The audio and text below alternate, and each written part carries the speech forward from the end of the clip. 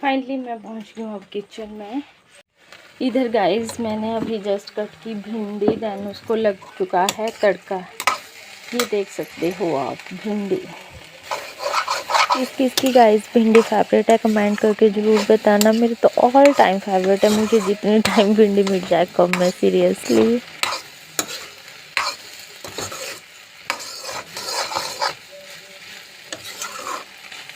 इसको अच्छे से छीड़ा लगाना पड़ता है ताकि ये नीचे ना लग जाए गाइस। मैं चली गई थी चटनी के लिए कुछ पत्तियां लेने।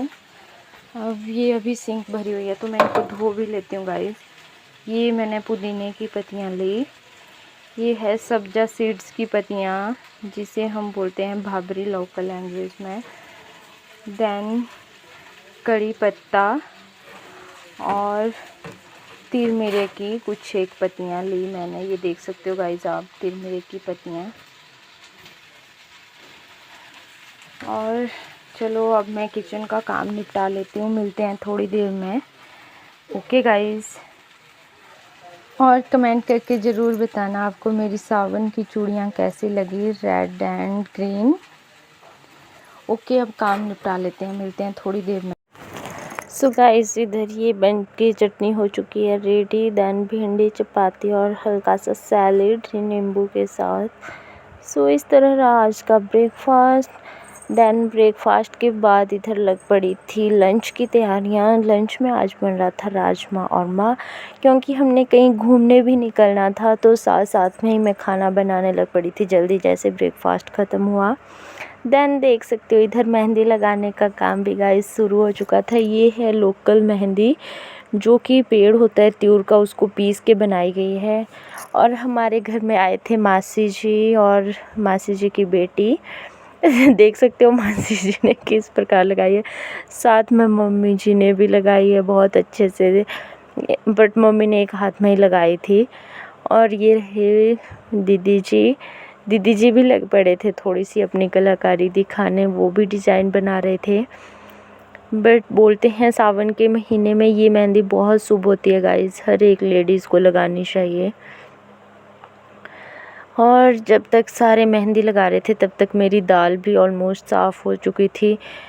छांट के मैंने इसको जल्दी से बनाया। देन उसके बाद हम निकल चुके थे घूमने गाइस, जैसा कि आप देख पा रहे होंगे वीडियो में।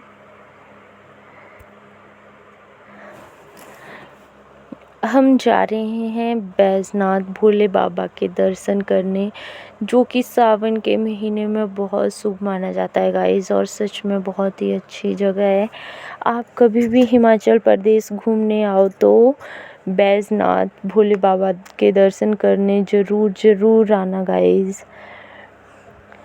हर हर महादेव। आप सभी को सावन की ढेर सारी शुभकामनाएं।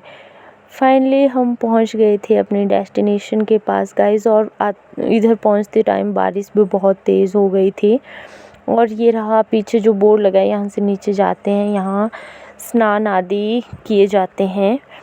मतलब एक टाइप का ये बहुत ही पवित्र तीर्थ स्थल है। यहाँ हर एक लेडीज़ और जेंट्स स्नान करते हैं, खासकर सावन के महीने में। ये दीदी जी, मासी जी और मम्मी जी सभी चल पड़े थे नहाने। और मेरे हस्बैंड अभी गाड़ी पार्क कर रहे थे। इधर थोड़ी सी मुश्किल थी क्योंकि यहाँ आगे नो पार्किंग लिखा हुआ था, तो फिर हम रोड के साइड में ही गाड़ी लगा रहे थे।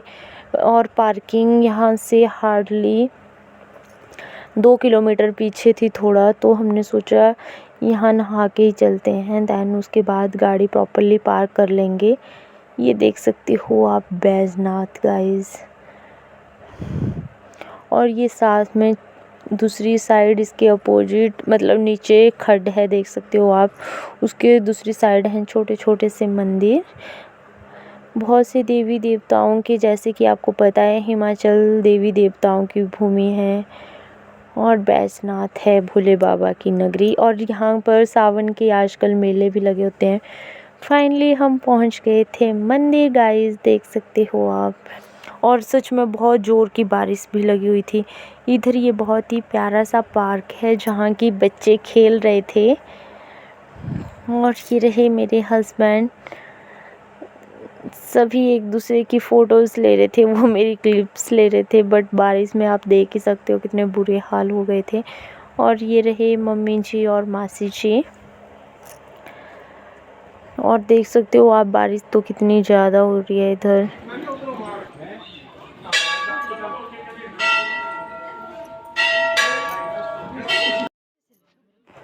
फाइनली हम पहुंच ही गए थे मंदिर। हर हर महादेव।